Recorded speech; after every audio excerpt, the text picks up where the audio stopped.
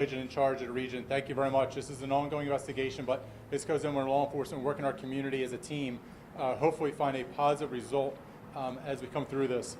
So preliminary information is that at 10 a.m. this morning, Port Richey received a call, Port Richey Police Department received a call to a domestic violence call on the Mercado Drive area. The suspect, Noah Dominguez, battered an adult family member. He stated to a family member as he left with his son, "By the end of today, I don't care if I'm dead or you're dead." As Port Richey police arrived, he had already fled out the back. He went into the woods with his son, Noah Dominguez. It's the same name. The father and son both have the same name. Port Richey police shortly thereafter notified the Pasco Sheriff's Office.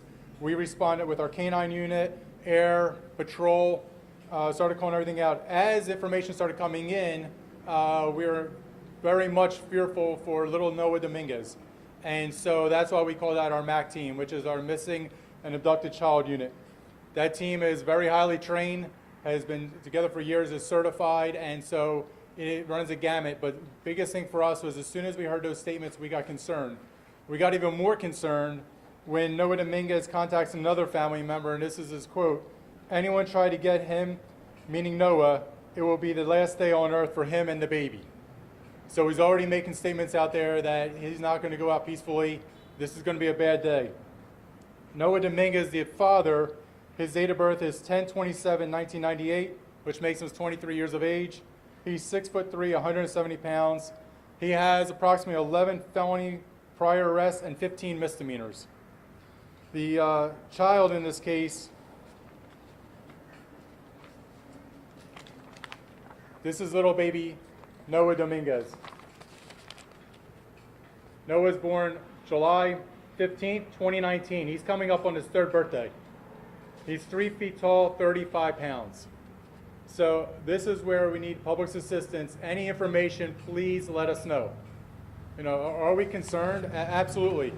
When you're making statements like that this may be the last day on earth, and then he's also furthering the statements not only about himself or the victim in the incident that started this whole thing, but now he's saying that about his son. You can absolutely believe that we are taking this very, very seriously. We are extremely concerned. That's why we say a lot of agencies within the Tampa Bay region are helping out. They're sending all the resources, but we need the public's assistance. This is my message right now to the father, Noah.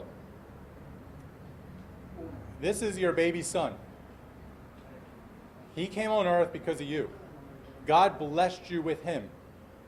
Let him have a bright future. Let him have the ability to grow up, to be prosperous, to do the things that God intended him to be on earth. Do not take that away from him. Please, we don't care what you do. Just let the baby go. Drop the baby off at a fire department. Drop him off a location with an adult who can supervise him. We don't care.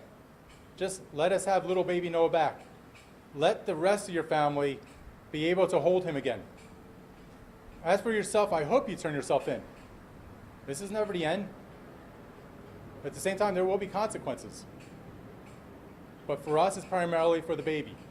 Please, turn him over. For anybody that thinks that they're going to assist him, you will be held accountable too. You are not helping anybody in the situation. You're just making it worse on everybody, on the entire family. Please, if you're in contact with Noah, the father, get some, talk to him. Put some sense into him that this is not going to end well for anybody if he continues this. It can end much better if he turns himself in and he gives the baby over. But you are not helping anybody if you're assisting him, if you're allowing him to prolong the situation. So please, call us up. Call 911 immediately. Doesn't matter where you are, we will assist. We will be there to support you. This is a very dangerous situation we're in. We are very concerned for their well-being, and we need the public's assistance to help us bring baby Noah home. So with that being said, is there anything I can answer at this time? Was there any indication if he had weapons? Not that we know of at this time, but unfortunately, as time goes on, as it progresses, he could have the ability to get a weapon, whether he had it stashed somewhere, whether, not sure where he may have had his assistance, if he traveled anywhere. But I'm just saying, we hope to God this ends peacefully. At the same time, as we don't know if he had run out of the house with anything.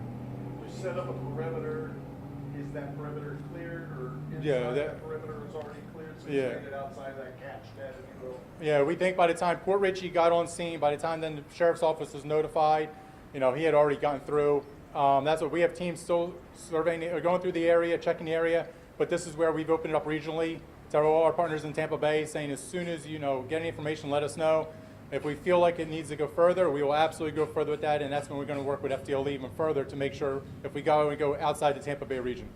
Was he known to law enforcement before this incident today? Oh yeah, he had, as I said, roughly 11 felony, 15 misdemeanor charges. Nothing really here in Pasco County, other areas of the state, in Tampa Bay, in Central Florida, but nothing particularly right here within Pasco County. Again, there's the numbers, 11 felonies. What's it take to keep somebody in jail? And that's you're dealing with a person that has a career list of committing crime, being incarcerated, doing different sentences, and this is one of those things where burglary, he had committed violence in the past. Today he committed another violent act.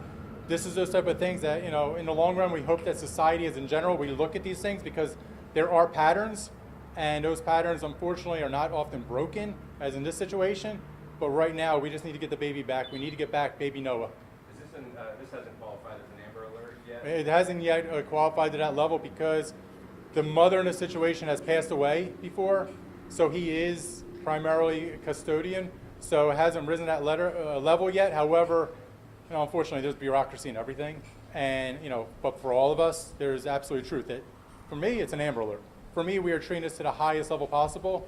However, it wants to be designated by somebody somewhere in a part of the state, they can do whatever they want.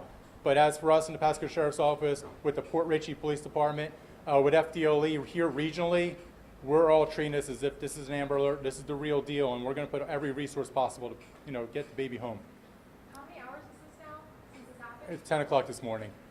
Does he have parental rights to the child? Or That's what we're working on right now. It looks like he does have parental rights, and so, but you're dealing with a parental rights situation, but then you're dealing with a father who is saying, I don't care if I'm harmed, I don't care if I die, and now he's making statements, I don't care if the baby dies. So this is where we're extremely concerned. Yep, absolutely. Anything else? Anything else? We're good. As soon as we get more information, we will make sure we release that. Thank you.